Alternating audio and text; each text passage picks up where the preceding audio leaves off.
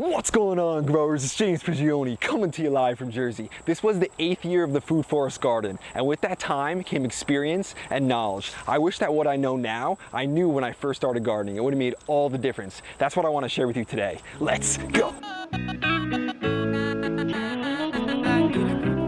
I love sharing with you the harvests, but even more than anything that I love to share is things that give true value, things that you can apply in your own garden, which means I also have to share some things that didn't go well. 8 years ago, when I first got into gardening and permaculture, I was so excited, so fired up to get my trees planted, to get my food forest going, that I acted on impulse and motivation rather than starting with a strong foundation of education, learning things before I acted. I went cheap, thinking that more trees was better, and I avoided that old saying that you get what you pay for. I went to the big box store, I think it was Lowe's. I purchased a red delicious apple tree, the one behind me, for $7 at the end of the season. It was potted, it was ragged looking, but I thought I could cheat. I thought I could turn it around, but this was not a smart idea. Here's that red delicious apple tree right here that I was talking about. And I'm not saying you can't get good trees for cheap and that you can't get even good trees from your local big box store. What I'm saying is that I acted purely on motivation and on impulse when I should have spent that time, that motivation, that energy on researching, on finding out what's going to grow good in my local environment, on deciding to grow trees the right variety the first time, high quality, disease resistant trees, and one that are from bare root. What I should have done was called my local extension agency and contacted local fruit tree growers to find out what disease issues, what pest issues, what problems people have local to my environment. This way I could have got the trees, the varieties to prevent these issues rather than having to react to them. Going back to that red delicious apple behind me, the tree, it's nothing special, it's just a red delicious. You could get those apples anywhere in the store, so it's not one that I necessarily love. Also, it's susceptible to things like apple scab and powdery mildew. And powdery mildew is a fungus. I live in New Jersey with high humidity, so that's something I definitely want to avoid. So I shouldn't have ended up getting this red delicious apple. Even though the tree is growing well, it's not something that's great, it's not something that's special. And if I knew, like back then, what I do know now, then I would have got trees that are highly disease resistant and I would have made changes. That's why I'm so happy I have the new food forest, because I did things right the first time in there. But I learned from what I did wrong, knowing that every mistake brings with it the seed of an equivalent benefit. So I took that knowledge that I previously had about not planting the right varieties, and I got the right ones the first time in this food forest. Right here is a Liberty apple. It's got broad resistance to things like apple scab, fire blight, powdery mildew. So we're going to be avoiding all those issues in the future, and instead of fighting against them, the idea of prevention makes it easier for us and allows us to focus on some other things within the food forest. I also planted many different varieties like the Williams Pride I've got behind me, the Enterprise apple. So things that are going to give me a good harvest and things that I'm not going to have to fight too much against nature with. I then applied that same concept to the other trees in my food forest. For instance, that peach tree you see back there, that's a Mary Jane peach, and that variety is leaf curl resistant. And I had previously mentioned that New Jersey has high humidity, so we're prone to getting things like leaf curl in our peach trees.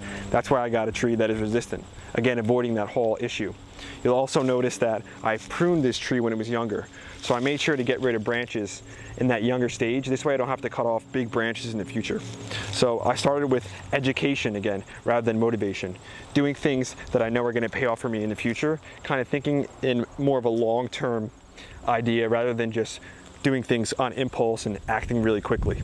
I also added pear trees, which is an important thing to add for me because pear trees just do so well in New Jersey. One of the ways I found this out, and I encourage you to do the same thing, is by being observant. One day I was driving down at the beach section by me, and all of a sudden in the middle of the road, I see a pear tree. It's loaded with pears, big, healthy, juicy pears. I'm looking around and I noticed that this was a tree that no one even knew was actually growing there. I think someone planted it in mistake, thinking that it was a Bradford pear, but the thing was thriving. I believe it was a Bartlett. It had the red on the outside, but it was thriving. It was doing excellent. I stopped off, grabbed some pears, took a taste of them. They were so good. Here was a tree no one was looking out for, no one was watching. It was just growing naturally on its own. That let me know that New Jersey can grow things like pears easily, and that's something I have to have foundational in my garden. Even if you don't particularly like pear trees, which I do, especially Asian pears, it depends on your location. Whatever trees grow well with little maintenance there, you should put a couple in as your foundation, then add other trees like you like. For instance, I put those apples in, those disease resistant ones, but I also put a couple Honeycrisp apples in because those are my favorite tasting apples. It'd be great to get some, but to have ones that I know are going to perform well is a good feeling. Even though I didn't plant the right trees the first time, in the 8-year-old food forest, I still have ended up okay because I planted so many extra trees. I had that idea if I just planted a bunch of them, then I could pick the best ones, which turned out okay, but it's not something I suggest doing. So what I'm basically gonna have to do when it comes down to it is take out this Red Delicious. And I'm not too worried about it actually, because the thing is, this hazelnut tree, which is one of my favorite trees, I've got 2 hazelnuts, it's just shading this tree way too much. You can see it's got little to no leaves at the bottom here because it's just not getting enough light. It tried going over the top of it, reaching for the sun, but now it's making it so I can't even reach any of the fruit up there. This year it didn't produce any fruit because it just doesn't get enough light. I'd rather have the hazelnut tree anyways. But I'll be honest with you, I didn't know it was gonna get this big, this quick. Time goes fast, so make sure you get the right trees in the first time, like I mentioned, because 7 years, 8 years, that went way faster than I thought it would. It's like people say, the best time to plant a tree is 7 years ago. The second best time is now. But make sure you get the right tree in because you could be 7 or 8 years later cutting one out. This hazelnut here has put a few hazelnuts out for us this year, more than the year before, but this year, more than anything, the chipmunks were crazy, really coming through here and taking a lot of them. So they still left a couple for us, not many. But we've got 2 different varieties of hazelnuts. This one is like a long, slender hazelnut. The one over there is a little smaller, more of your typical looking hazelnut. They're good, they're delicious. I'm a little greedy, I wish I had more. But those chipmunks, those squirrels, once they start to get ready, they're on it, cracking them and eating them. But let's get into this one and see how it tastes. So I bite that open like that. As you can see, it's a long, big hazelnut.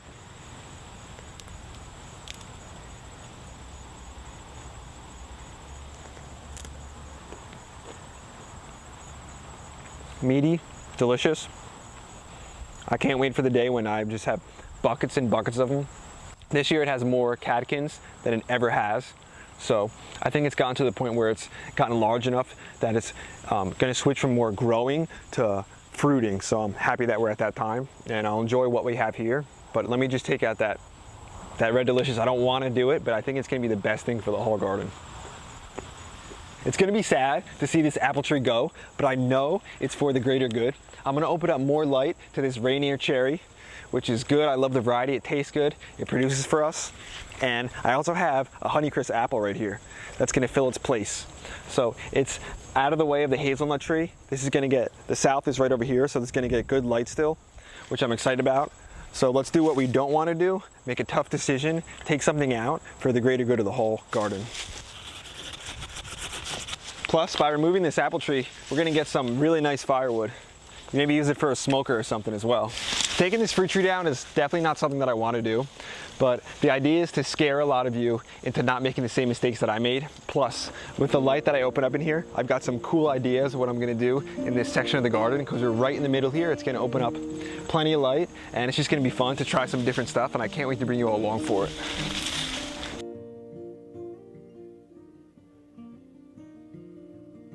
This branch I already had to cut once because it was already getting in touch with the hazelnut tree. You don't want trees touching each other in a food forest garden. Baby,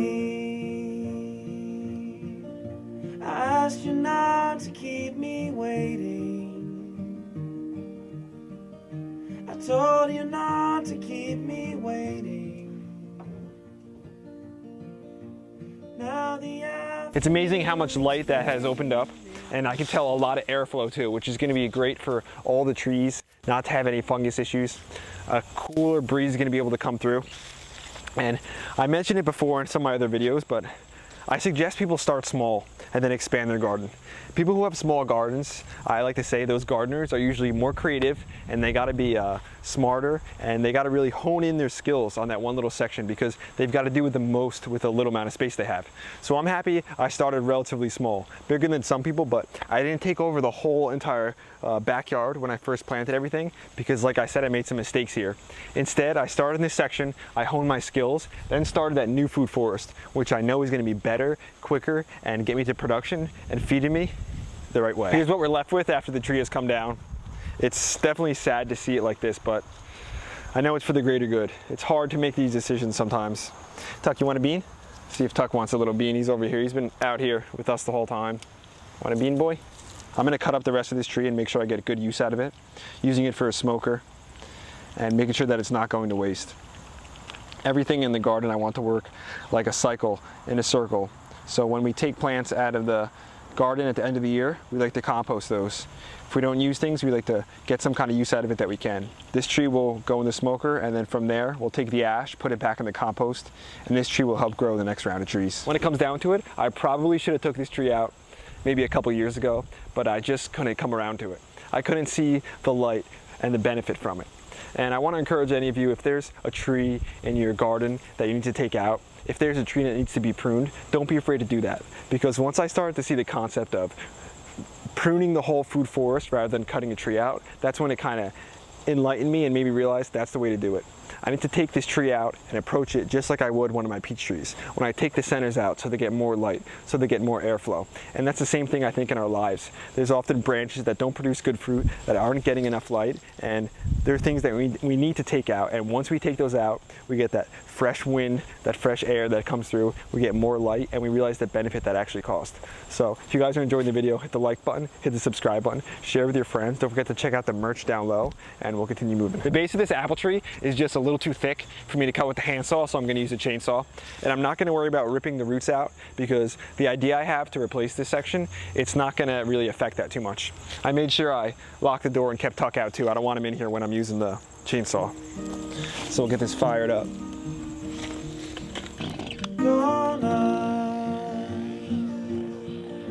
Belladonna, have you seen me?